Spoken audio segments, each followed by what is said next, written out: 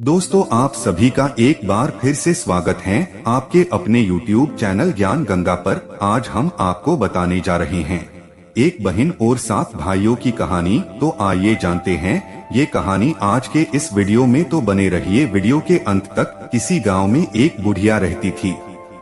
उसके यहाँ 7 पुत्र और एक पुत्री थी। सातों भाई धन कमाने के लिए माँ से विदा लेकर एक जंगल में जाकर रहने लगे।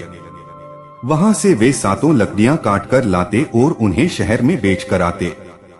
इस प्रकार से वे लकड़ियों का व्यापार करने लगे। फिर एक दिन राखी का त्योहार आया। उस लड़की ने कहा, माँ, मैं 7 भाइयों की बहन हूँ, मगर इस त्योहार पर मेरे एक भी भाई नहीं हैं और न ही उनकी कोई खबर है। सभी बहनें अपने भाइयों को राखी बांध रही। मैं भी अपने भाइयों को राखी बांधूंगी। माँ बोली, ठीक है बेटी, और एक आटे का गोल पहिया बनाकर देती हुई बोलिए, ले इसे चलाती जाना और कहना, जहाँ पर मेरे भाई हो वहीं पर रुकना। चले चल रे पहिए, जहाँ मेरे भाई हो वहीं पर रुकना। इस प्रकार माँ से विदा लेकर वह लड़की चल पड़ी। उस पहिए को चलाती जाती और कहती, चल से चून के पहिए, जहाँ मेरे भाई हो वहाँ पर रुकना। उसे चलते शाम हो गई तो वह पहिया वन के एक छोर पर बनी झोपड़ी के चारों ओर चक्कर काटने लगा, मगर वह लड़की अब भी वहीं आवाज लगा रही थी। तभी अंदर से एक भाई ने कहा, मुझे तो बहन की आवाज सुनाई देती है। तब दूसरा बोला, हमारी बहन यहाँ कैसे आएगी, उसे तो रास्ता भी नहीं मालूम।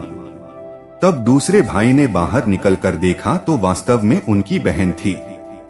बहन को देखकर तो सभी झूम उठे। सभी ने उसे प्रेम से गले लगाया। दूसरे दिन राखी का त्योहार था। बहन ने भाइयों को राखी बांधी और लंबी आयु की कामना की। भाइयों ने भी बहन की रक्षा करने की कसम ली। उस दिन सभी ने छुट्टी रखी और सभी ने मौज मस्ती की। परंतु दूसरे दिन से सभी ने अपना काम शुरू कर दिया। उनकी बहन घर पर ही रहती। एक दिन की बात है, वह कपड़े धोकर सुखा रही थी कि एक डायन की नजर उस पर पड़ी। वह डायन उसे खाने की फिराक में रहती, मगर उसे पता था कि यह झोपड़ी 7 भाइयों की है। उन्हें पता चल गया तो वे उसे जिंदा नहीं छोड़ेंगे। इसलिए उसने एक युक्ति सोची। उसने अपना भेष बदला और उस लड़की के पास आकर कहने लगी, बेटी, तुम्हारा क्या हाल है? मुझे तुम बहुत दिनों में मिली हो, इसलिए शायद तुम मुझे नहीं जानती। मैं तुम्हारी मौसी हूँ, यहाँ पास ही में रहती हूँ।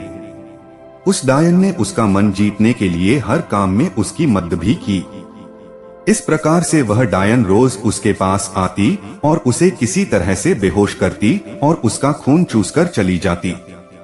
एक दिन भाइयों ने अपनी बहन से कहा, बहन, तुम्हें किस बात की चिंता है? क्या तुम्हें किसी बात की कमी है? हम तुझे अच्छा खाना खिलाते हैं, अपना काम भी हम तुमसे नहीं कराते, फिर क्या बात है? तुम मोटी क्यों नहीं होती? आई थी उससे भी दुबली तली हो गई हो तुम। तब उनकी बहन कहने लगी कि नहीं भैया, बस यूं ही। नहीं बहन, तुम हमें बताओ क्या बात है? तब बहन कहने लगी, जब तुम यहाँ से चले जाते हो तो यहाँ पर एक औरत आती है और कहती है कि मैं तुम्हारी मौसी हूँ, और न जाने मुझे क्या हो जाता है और मैं सो जाती हूँ। सोकर उठती हूँ तो वह यहाँ से चली जाती हैं। यह सुनकर भाई कहने लगा कि वह तो डायन है। वह हमारी बहन का खून चूसने के लिए इसे बेहोश करती हैं। ऐसा करते हैं, हम कल छुट्टी करके उस डायन का काम तमाम कर देते हैं, और बहन, उसे हमारा पता नहीं चलना चाहिए कि हम यहाँ पर हैं। दूसरे दिन सभी घर के अंदर एक काने में छुप गए। सुबह जब डायन आई तो उसने उस लड़की से कहा कि क्या तुम्हारे सभी भाई बाहर गए? तो बहन बोली, हाँ, आओ मौसी, आजा, मैं आज धोऊंगी, आप मेरी चोटी करना।